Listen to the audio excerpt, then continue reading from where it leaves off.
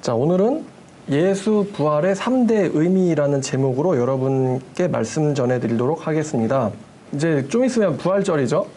자, 예수님의 부활에 대해서 제가 한번 설교를 했었더라고요. 그래서 한번 제가 쭉 들어보니까 설교를 너무 잘해서 같은 제목으로 같은 주제로 설교하기가 좀 부담스럽습니다. 과거의 자신과 싸운다는 건 참 힘든 일인 것 같아요. 여러분도 한번 꼭 들어보세요. 예수 부활의 의미에 대해서. 자, 그래서 오늘은 이제 그 내용이랑 좀 겹치지 않도록 다른 의미로 한번 준비를 해봤어요. 그때 설교에서는 예수님 부활은 우리에게 심판의 의미가 있다라는 주제였어요. 오늘은 예수 부활의 3대 의미, 이 예수 부활이 우리 크리스찬들과 무슨 상관이 있을까? 여러분 당연하겠지만 기독교라는 이 종교가 탄생하게 된 것은 결정적인 사건이 바로 예수님의 부활입니다. 만약에 예수님이 부활하지 못하셨더라면 기독교라는 것은 단순히 사상밖에는 되지 못했을 거예요. 뭐 원수를 사랑해라, 아니면은 뭐 이웃을 섬겨라, 어려운 자를 도와주어라, 나눠주어라, 이 정도의 사상이나 가르침밖에 되지 못했을 겁니다.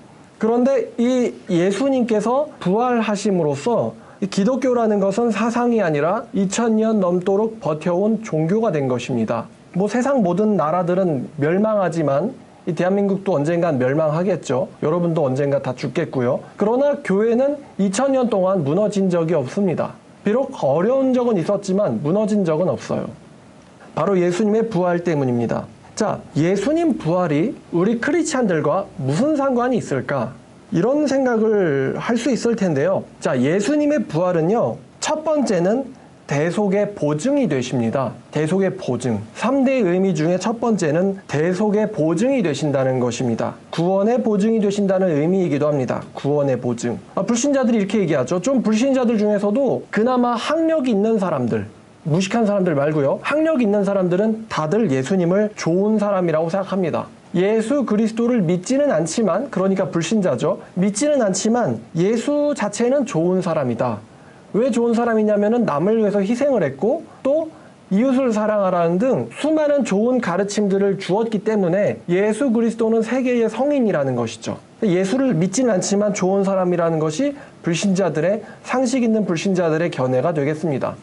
자, 그리고 이제 이슬람에서는 이렇게 말하죠. 예수 그리스도는 훌륭한 선지자다. 근데 예수는 훌륭한 선지자다. 그러나 그리스도는 아니다. 예수는 훌륭한 선지자이나 그리스도는 아니라고 이슬람은 말합니다. 그러니까 예수의 가르침은 선지자로서는 가치가 있다는 것이죠. 자, 그런데 이 불신자의 입장이나 혹은 이 무슬림들의 입장이나 두 가지 다 서로 모순됩니다. 왜냐하면요, 예수께서는 자기가 생전에 하나님의 아들이며 구원자라고 말씀하셨기 때문입니다. 마태복음 16장을 보시면은 유명한 베드로의 고백이 있습니다. 마태복음 16장 16절부터 17절까지 보면요, 시몬 베드로가, 자 15절, 이르시되 너희는 나를 누구라 하느냐. 그러니까 14절엔 그러죠. 어떤 사람들은 세례 요한, 어떤 사람들은 엘리야, 어떤 사람들은 예레미야나 선지자 중에 하나라 하더이다. 그런데 너희는 나를 누구라 하느냐. 시몬 베드로가 대답하여 이르되 주는 선지자가 아니라 주는 그리스도시요 살아계신 하나님의 아들이십니다. 이 그리스도라는 것은 기름 부음을 받은 자란 뜻입니다. 주는 기름 부음 받은 자시요 왕이시며 구원자이시고요 살아계신 하나님의 아들이십니다. 하나님의 아들이라는 것은 육신적인 아들을 말하는 것이 아니고 하나님 그 자체라는 것입니다. 하나님께로부터 나오신 살아계신 하나님이십니다 라고 베드로가 고백을 합니다. 그러자 예수께서 대답하세요.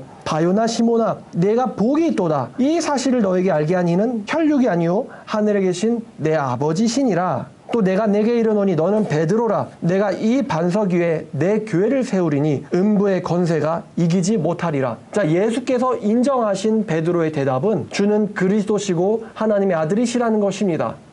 이 베드로의 고백에 예수께서는 시인하셨다는 것입니다. 그렇다는 건 예수 그리스도 스스로가 바로 내가 그리스도며 왕이고 살아계신 하나님이시라는 것입니다.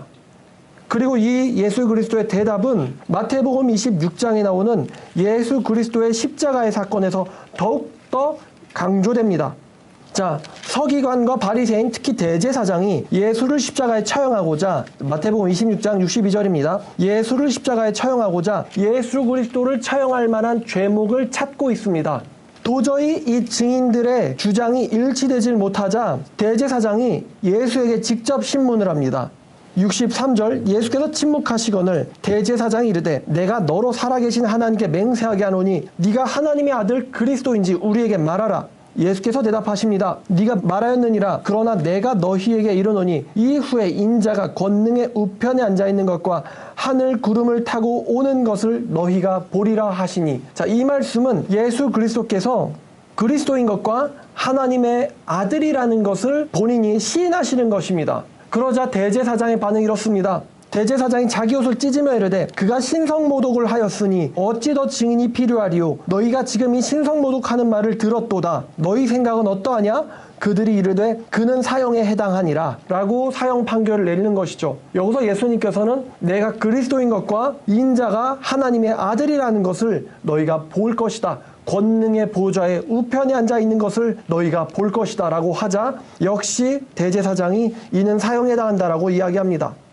자, 다시 원점으로 돌아가서 예수 그리스도는 본인을 하나님의 아들이자 또한 그리스도 왕이라고 주장하셨던 것입니다. 그런데 우리가 기본적인 알아야 될 것이 있는데 만약 예수님께서 그리스도가 아니면서 그리스도라고 주장하였다면 예수님은 거짓말쟁이가 됩니다. 예수님은 거짓말쟁이가 되는 거로 자연스럽게 예수는 죄인이 됩니다. 여러분, 죄인은 부활하지 못합니다. 여러분, 죄인과 거짓말쟁이는요 부활할 수 없습니다. 자, 그런데 사도행전 2장은요 하나님께서 예수 그리스도를 일으키셨다라고 주장하고 있습니다. 자신을 메시아요 구원자이며 하나님이라고 주장하신 예수 그리스도를 사도행전 2장 24절 삼위일체 성부 하나님께서 그를 사망의 고통에서 풀어 살리셨으니 이는 그가 사망에 매여 있을 수 없었음이라. 하나님께서 그를 사망의 고통에서 풀어 살리셨다. 하나님께서 그를 부활시켰다라고 이야기하고 있습니다. 또한 32절 이 예수를 하나님이 살리신지라. 하나님이 살리셨도다.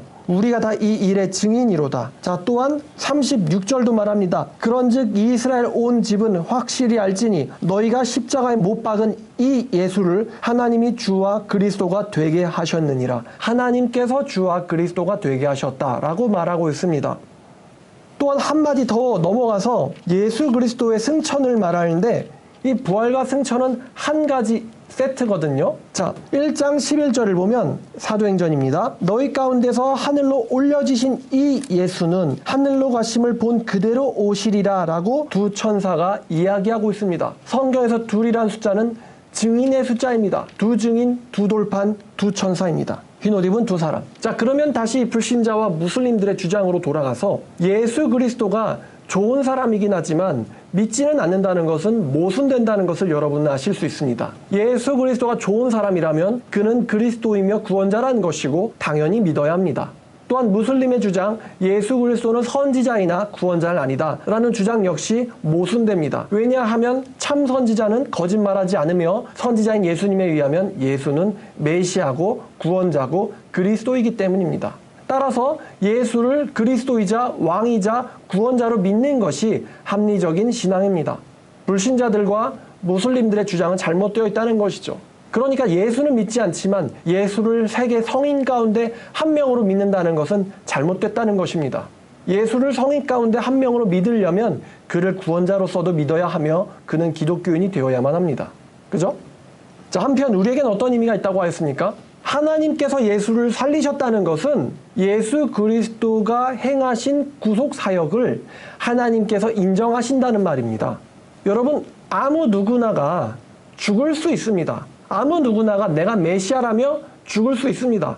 근데 아직까지 저는 그런 정신병자를 본 적이 없습니다. 지금도 유튜브에는 수많은 사람들이 자기는 메시아라고 주장을 하고 있습니다. 그럼 저는 그들에게 한마디 제안을 하고 싶습니다. 좀 죽어봐. 제발 좀 죽어봐. 그리고 살아난다면 인정해주지 라고 말하고 싶습니다. 왜냐하면 그리스도의 목적은 죽어야 되는 것이죠.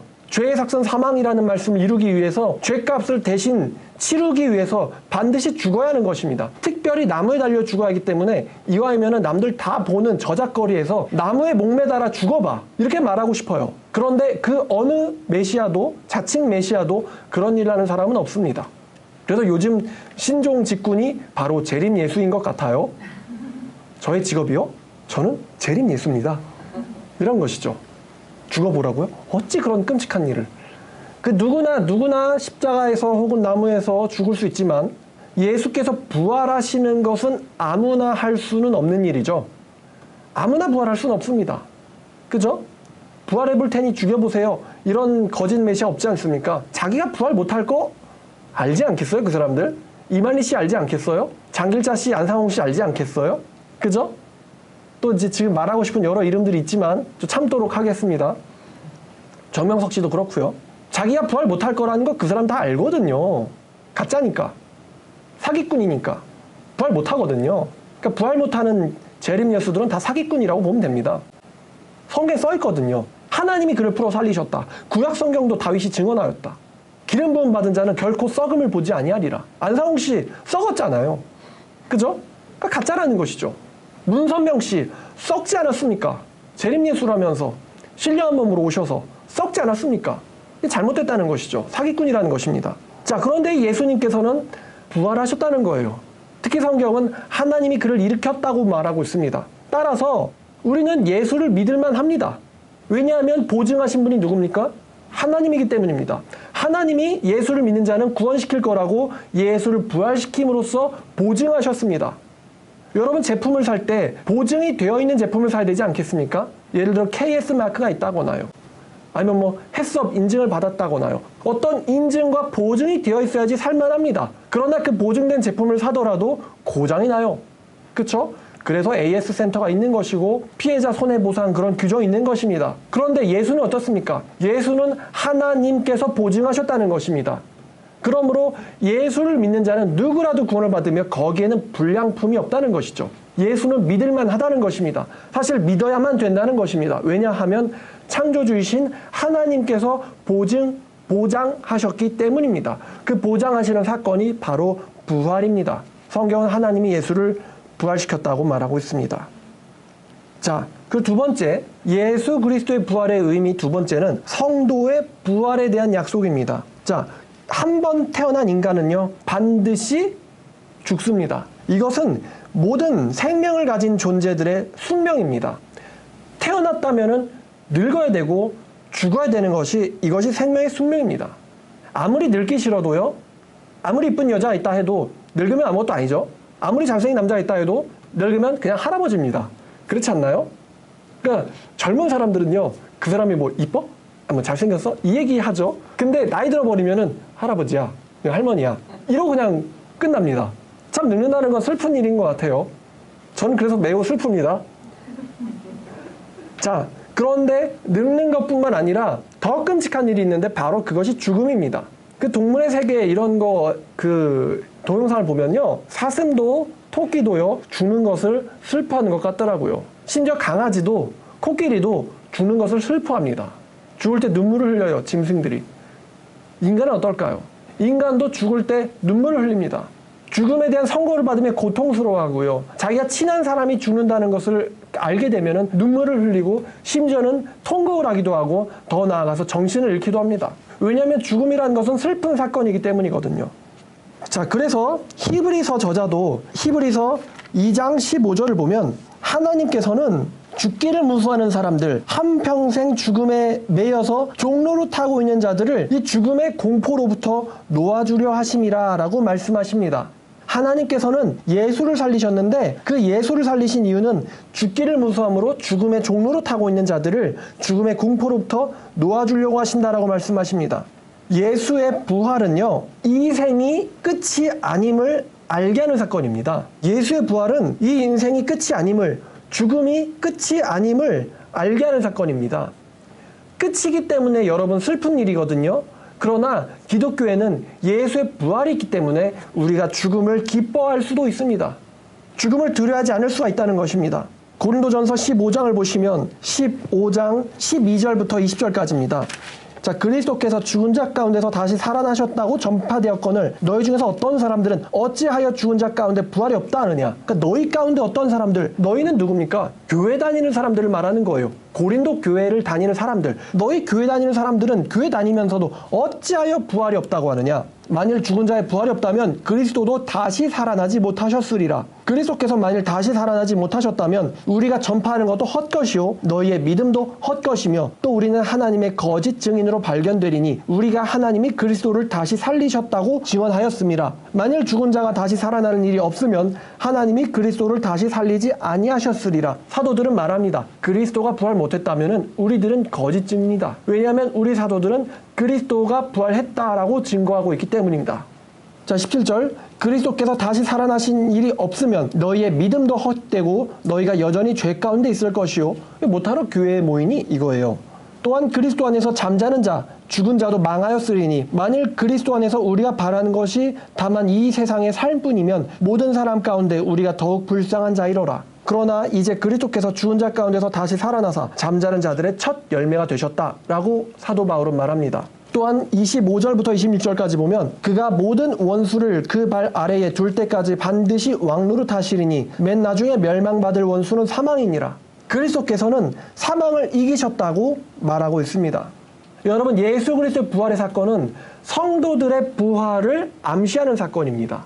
성도들의 부활을 암시하는 사건이 바로 그리스도의 부활입니다. 그리스도가 부활하신 것처럼 그리스도를 믿는 자들도 죽음 가운데서 다시 살리는 것이다. 이게 바로 성도들의 소망이라는 것이죠. 요한복음 6장을 보면, 자, 요한복음 6장 40절. 내 아버지의 뜻은 아들을 보고 믿는 자마다 영생을 얻는 이것이니 내가 마지막 날에 그를 다시 살리리라 라고 예수께서 말씀하셨어요.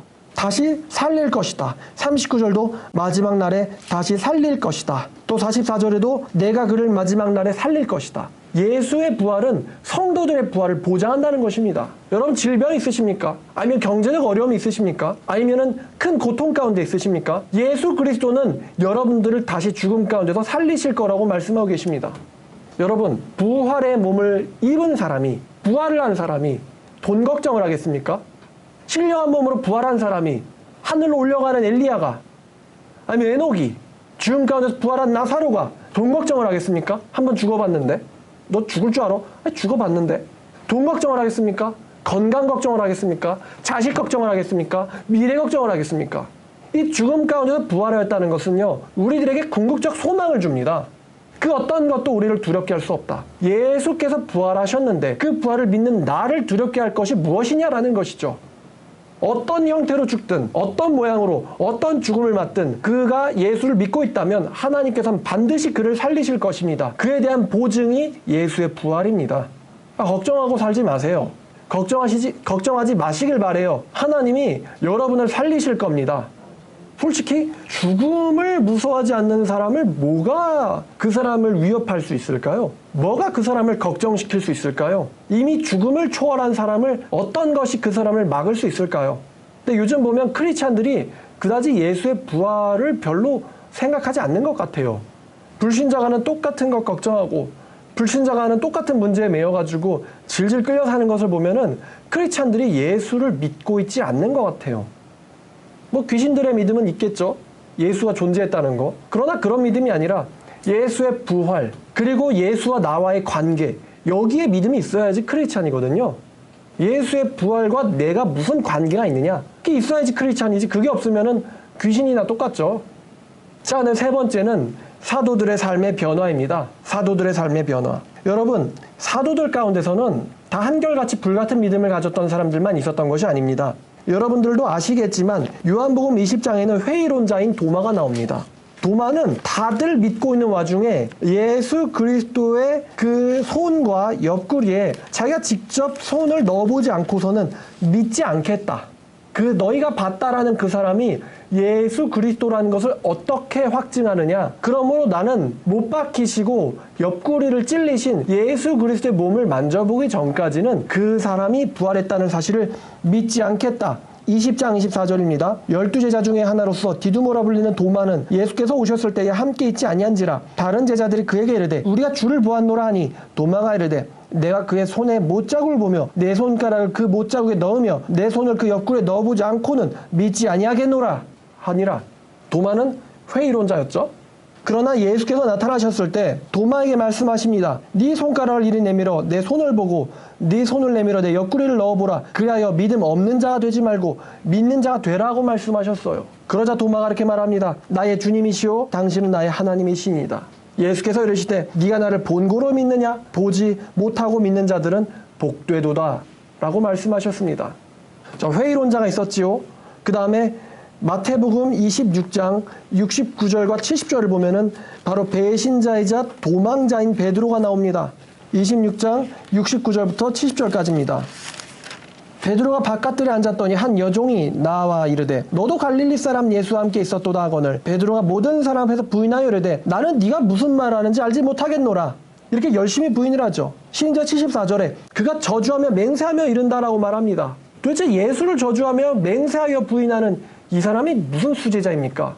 바로 배신자고 도망자죠. 그러나 이 베드로가 예수를 만나고 나서 예수님이 주시는 양을 치는 사도로서 인생 두 번째 인생을 살게 됩니다. 다음 세 번째는 적대자인 바울이죠. 사도행전 9장을 보면요. 9장 1절과 2절 사울이 주의 제자들에 대하여 여전히 위협과 살기가 등등하여 대제사장에게 사서 다메섹 여러 회당에 가져갈 공문을 청하니 이는 만일 그 도를 따르는 사람을 만나면 남녀를 막론하고 결박하여 예루살렘으로 잡아오려 함이라. 사도 바울은요 예수의 대적자였습니다. 적대자라는 것이죠. 적이었어요. 그런데 여러분 알듯이 사도 바울이 확 변하죠. 확 변해가지고 대적자였던 복음의 예수의 대적자였던 그가 복음을 증거하고 다니며 복음을 위해서 변호하며 심지어는 복음을 위해서 자기의 목숨도 잃어버리는 사도로서의 삶을 살게 됩니다. 회의론자가 예수를 주로 고백하고 배신자가 예수의 양을 치며 또 대적자와 적대자가 예수를 위해서 살고 목숨까지 건다. 여러분 이 변화를 어떤 사건만이 설명할 수 있나요? 부활하신 예수를 만남, 부활하신 예수를 만남 이것으로만 이 사람들의 심리적 변화가 설명됩니다. 만약에 예수가 부활하지 못했었다면 여전히 도마는 회의론에 빠져 있었을 것이고요. 베드로는 여전히 배신자였을 것이고 사도 바울은 여전히 복음의 적대자였을 것입니다. 그런데 예수 그리스도의 부활, 그를 만남으로써 이 회의론자와 도망자들과 적대자의 인생이 심리가 변했다는 것이죠. 예수 부활 말고는 이것을 설명할 만한 다른 이론이 없습니다. 자, 결론입니다. 만약에 여러분이 2000년 전에 예루살렘에서 예수 그리스도의 부활을 목격했다면 여러분 어떤 인생을 사시겠습니까? 저에게 만약에 타임머신이 있어 딱 한 번 과거로 갈 수 있다면 저는 아마 33년 4월 1일로 가거나 아니면 3일로 가겠죠. 공생에 쭉 보고 싶다. 그러면 3년 더 땡겨서 한 30년이나 31년으로 갈 수도 있을 겁니다. 그래서 실존했던 누구나가 다 인정하고 있는 실존했던 예수 그리스도의 삶을 보고 그분의 부활을 보려고 하겠죠. 그분의 부활을 보려고 하겠죠. 그래서 그분의 부활을 인류 역사 중에 수많은 사건들이 있었지만 히틀러가 선전포고하는 사건도 있었고요. 대한민국에서 뭐 을사조약 맺는 사건도 있었고요. 뭐 수많은 사건들이 있었지만 제일 보고 싶은 사건은 역시 예수의 부활일 겁니다. 예수의 부활을 볼 수만 있다면 모든 문제를, 고민을 한 번에 해결할 텐데 여러분 한번 생각해 보시죠. 여러분이 만약에 여러분 패션 오브 크라이스트의 마지막 장면 기억하십니까? 무덤의 바닥을 딛고 일어서시는 예수 그리스도의 얼굴로 끝납니다. 여러분이 만약에 예수의 부활을 직접 볼 수 있다면 여러분이 그 예수의 부활을 보고 나서도 지금처럼 살겠습니까? 지금처럼 세상 일에 땅의 것에 썩을 것에 목매고 사시겠습니까? 아니 예수 그리스도의 부활을 봤다면 여러분이 어떤 인생 사시겠습니까? 무엇이 문제가 될까요? 어떤 게 여러분의 어려움이 어떤 사람이 여러분의 대적이 되겠습니까? 여러분이 예수의 부활을 목격했다면 말이죠. 그런데 예수님은 말합니다. 말씀하고 계세요. 보지 않고 믿는 자들은 복되다.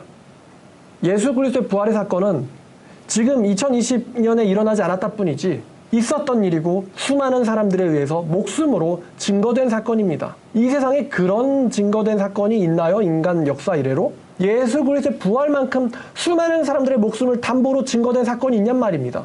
어떤 사람은 보여달라는 무식한 소리를 합니다만 있지도 않은 사건을 위해 사람들이 목숨을 걸겠습니까? 제가 이단 사역을 하니까 더더욱 잘 알겠더라고요. 절대로 의심스러운 사실을 위해서 사람들은 목숨을 걸지 않는다는 것을요. 구원자라는 자칭하는 사람들도 목숨 안 겁니다. 자기가 구원자라는 주장에 대해서 목숨 안 걸어요, 자기도. 그러니까 법정만 가면 바른 소리를 하는 거죠. 나는 메시아가 아니다. 너희가 잘못 들었다. 이런 식으로 주장하지 않으셨습니까? 재림 예수님들 말이죠. 자, 그런데 사도들은 예수 그리스도를 죽음으로써 증거했다는 것이죠. 그가 사기꾼이 아니라 참된 구원자며 여러분의 영생 문제를 해결할 생명의 왕이라는 것을 사도들은 자기의 목숨으로써 증명했다는 것입니다. 믿어야 되지 않겠습니까? 그걸 지금 믿는다고 생각한다면 믿는 사람답게 살아야 되지 않겠습니까? 똑같은 사건을 믿는데 누구는 사도처럼 살고 누구는 지상에서 썩을 것만 생각하고 이건 안 된다는 것이죠. 제가 또 여러분에게 질문이 있는데요. 이 질문은 제가 제 자신에게 했던 질문이기도 합니다. 여러분, 예수 안 믿으면은 뭐하고 살 거예요? 여기까지 와서 솔로몬의 전도서도 읽고 이 세상이 얼마나 헛되고 썩을 것인지를 다 배우고 나서 예수 안 믿으면 뭐하고 살 거예요? 이제부터 다시 비트코인을 투자할까요? 아니면 한번 주식을 시작해볼까요? 아니면 온갖 불법적인 방법으로 어떤 수단이라도 써서 돈을 벌어보겠다. 세상은 돈이다. 돈에 투자해 보시겠습니까? 아니면은 세상은 자손이지. 나는 수많은 아이들을 낳을 거야. 뭐 그렇게 자손 번식에 한번 인생을 올인해 보시겠습니까? 여러분 어떤 일에 인생을 올인해 보시겠습니까? 이 질문을 했는데 솔직히 답이 없어요. 여러분 그렇지 않습니까? 그러니까 우리가 지금 들어선 길은요. 이 길은 양방향이 아니고요. 일방통행이라는 것입니다. 그러니까 예수 믿기로 결정했잖아요. 그럼 일방통행이라는 거예요. 제가 운전을 하는데 진짜 짜증나는 사람이 있지 않습니까? 일방통행인데 잘못 들었다고 천천히 가는 사람입니다. 아이 미치겠네. 여러분 고속도로인데 그 사람이 길을 잘못 들었다면서 갑자기 천천히 간다고 생각해보세요. 고속도로인데 유턴하려는 미치는 사람 요즘은 있을 것도 같거든요. 근데 일단 탔으면 가야 되지 않습니까? 일방통행 한번 나왔으면은 끝날 때까지 가야 되거든요. 근데 예수 믿는다고 내가 발을 들여놨으면서도 망설이고 있는 이런 어리석은 일이 어디 있습니까? 그럼 예수 믿지 않고 돌아와서 뭐 할 거냐 이거예요. 우리 선조들이 믿어보던 불사한테 가서 절해볼까요? 나무에다가 도금 칠해놓고는 고정한 다음에 당신은 나의 신이라 복 주세요. 공덕을 쌓는다며 한번 무릎관절 나가보도록 절을 해야 될까요? 아니면 죽은 부모님을 소환하겠다며 제사상 차려놓고는 맛있는 거 차려놓고는 언제 드시나 하고 쳐다보면서 제사해야 될까요? 우리가 어떤 인생 살아야겠습니까? 예수를 믿는다면 가야 될 길은 분명합니다. 그분 위해서 목숨 거는 거죠. 예수의 부활을 본 사람처럼 살아야 된다는 것입니다. 예수의 부활을 본 사람처럼 살아야 돼요. 이도저도 안 되는 세상에 다리 조금 걸치고 또 신앙에 다리 조금 걸치고 이거는요 잘못된 겁니다. 차라리 그렇게 사느니 안 믿는 게 낫죠. 세상 나가서 해볼 거 다 해보고 도저히 세상엔 답이 없더라. 그걸 깨달을 때까지 한번 세상 나가서 진창에서 뒹굴러 보는 게 낫지 않습니까? 둘째 아들처럼요. 돈 다 들고 나서 탕진하고 쥐업 열매도 먹어보고 우리 아버지 집에 맛있는 게 많았는데 한번 뼈저리게 후회하고는 제대로 믿는 것이 믿지도 않고 믿는 둥 마는 둥 그런 것보다 훨씬 낫지 않겠습니까? 그러니까 여러분 예수 가장 핵심이죠. 예수를 부활을 본 것처럼 사세요. 예수를 제외하면 인간의 인생엔 답이 없습니다. 예수의 부활을 본 것처럼 사시길 바랍니다. 하나님께 쓰임받는 용사들 되시길 바랍니다. 자, 오늘 말씀 예수 부활의 3대 의미였습니다. 첫 번째, 우리의 구원의 보증이 되시는. 두 번째, 또 우리 부활의 영생의 보증이 되시는. 또 세 번째, 우리 인생의 변화의 보증이 되시는 사건이 바로 예수의 부활이라는 것입니다. 기도하겠습니다. 하나님 아버지 감사합니다. 부활절에 다시 한번 예수님의 부활을 기념하고 생각해보며 그 사건이 우리에게 어떤 의미가 있는가를 살펴보았습니다. 아버지 무엇이든 제발 바라는 것은 우리 모두가 예수의 부활을 목격한 사람처럼 살길 원합니다. 우리 가운데 의심하는 자, 또 배신자, 또한 적대자, 수많은 죄인들이 있을 줄로 압니다만 예수의 부활을 경험한 그 이후에는 다 한결처럼 예수를 위해서 인생과 목숨을 드리는 사람으로서 살았던 사도들의 길을 그 인생을 따라가기를 원합니다. 예수님 우리의 인생의 주인 되어 주시옵소서. 이 모든 말씀 부활하신 예수님의 이름으로 기도드렸습니다. 아멘.